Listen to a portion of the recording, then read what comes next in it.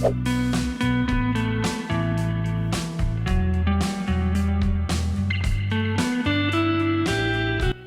friends, welcome to Y2K Samayal. இன்னைக்கு நம்ம பார்க்க போறது ஒரு சிம்பிளான ஸ்நாக்ஸ் ரெசிபி. ஸ்நாக்ஸ்னாலே பொதுவாக நமக்கு ஞாபகத்துக்கு வரது காரமான ரெசிபிஸ் தான். ஆனால் இன்னைக்கு நம்ம செய்ய போகிறது ஒரு ஸ்வீட் ரெசிபி. 90s கிட்ஸோட ரொம்ப ஃபேவரட்டான ஸ்நாக்ஸ்னா பொரி உருண்டை.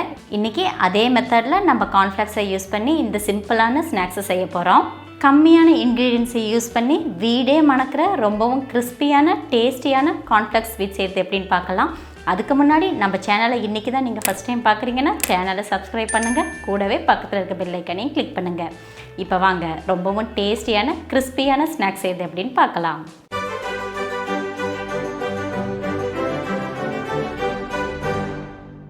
இந்த ஸ்வீட் செய்கிறதுக்கு ஃபஸ்ட்டு ஒரு பேனில் 25 கிராம் அளவில் இருக்க பாதாமை எடுத்துகிட்டு அதை நம்ம வறுக்க ஆரம்பிச்சிடலாம். பாதாமை வறுக்கும்போது அடுப்பை மீடியம் ஃப்ளேம்லேயே வச்சு வறுத்துக்குங்க. அதே மாதிரி பாதாமை வறுக்கும்போது எண்ணெயோ நெய்யோ எதுவுமே ஆட் பண்ண வேண்டாம். நல்லா ட்ரையாக வறுத்து எடுத்துக்கலாம். 1-2 நிமிஷம் போல் வறுத்தாலே போதும், பாதாம் நல்லா வறுபட்டுரும். நம்ம வறுத்த பாதாமை ஒரு பிளேட்டுக்கு ட்ரான்ஸ்ஃபர் பண்ணிவிட்டு அதே பேனில் 125 கிராம் வெல்லம் ஆட் பண்ணிவிட்டு கூடவே 2 டேபிள் ஸ்பூன் அளவுக்கு தண்ணியும் ஆட் பண்ணிவிட்டு வெல்லம் நல்லா கரையிற வரைக்கும் நம்ம தொடர்ந்து மிக்ஸ் பண்ணிகிட்டே இருக்கலாம்.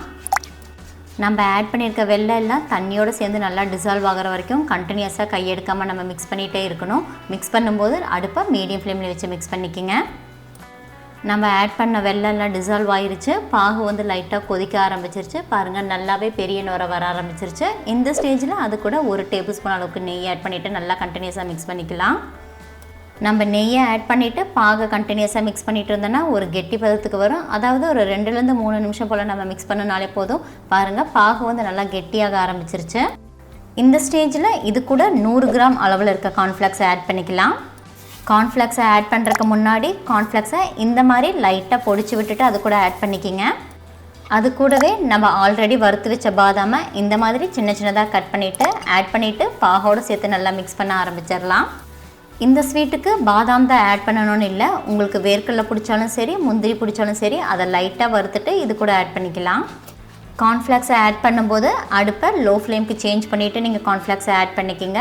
பாகோடு சேர்த்து கார்ன்ஃப்ளேக்ஸ் இந்த மாதிரி நல்லா மிக்ஸ் பண்ணினதுக்கப்புறம் இந்த கன்சிஸ்டன்சியில் ஸ்டவ் ஆஃப் பண்ணிவிட்டு நம்ம எடுத்துடலாம். அவ்வளோதாங்க, ரொம்ப சுலபமாகவே நம்ம கார்ன்ஃப்ளேக்ஸ் ஸ்வீட்டை ரெடி பண்ணிட்டோம். இந்த மிக்சர் வந்து சூடாக இருக்கும் போதே உங்களுக்கு எந்த மாதிரி ஷேப் வேணுமோ அந்த மாதிரி ஷேப்புக்கு சேஞ்ச் பண்ணிக்கிங்க. பாகோடு சேர்த்து நல்லா சூடாக இருக்கும்போதே நம்ம ஷேப் மோல்டுக்கு சேஞ்ச் பண்ணிவிட்டு நம்ம ஷேப் பண்ணால் தான் நமக்கு வேணுங்கிற ஷேப் கிடைக்கும். இல்லைன்னா நம்ம ஆற வச்சிட்டோன்னா கார்ன்ஃப்ளேக்ஸ் வந்து உதிரி ஆகிடும். மிக்சரை ஷேப் மோல்டுக்கு நம்ம சேஞ்ச் பண்ணதுக்கப்புறம் இந்த மாதிரி ஒரு டம்ளரோ இல்லைனா கெட்டியான ஸ்பூனோ வச்சு நீங்கள் நல்லா டைட்டாக ப்ரெஸ் பண்ணி விட்டுக்கோங்க. அப்போ தான் நம்மளுக்கு வேணுங்கிற ஷேப் கரெக்டாக கிடைக்கும். நல்லா டைட்டாக நம்ம ப்ரெஷர் கொடுத்து ப்ரெஸ் பண்ணனால ஷேப் மோல்டில் கொஞ்சம் கூட ஒட்டாமல் கொஞ்சம் கூட உதிராமல் பர்ஃபெக்டான ஷேப்பில் கார்ன்ஃப்ளேக்ஸ் ஸ்வீட் ரெடி ஆகிடுச்சு. பொதுவாக கார்ன்ஃப்ளேக்ஸை நம்ம பாலில் ஆட் பண்ணி குழந்தைங்களுக்கு கொடுப்போம். அந்த மாதிரி இல்லாமல் வெல்லத்தோடு சேர்த்து இந்த மாதிரி ஒரு டிஃப்ரெண்ட்டான ஸ்வீட்டாக நீங்கள் அவங்களுக்கு செஞ்சு கொடுத்து பாருங்கள். அவங்க ரொம்பவும் என்ஜாய் பண்ணிவிட்டு ஹாப்பியாக சாப்பிடுவாங்க. ரொம்ப டேஸ்டியாக, உடம்புக்கு ரொம்ப ஹெல்த்தியான ஸ்நாக்ஸ் இது. அவ்வளோதாங்க, கார்ன்ஃப்ளேக்ஸை யூஸ் பண்ணி ரொம்ப சிம்பிளான ஸ்நாக்ஸை ரொம்ப ஈஸியாக செஞ்சிட்டோம்.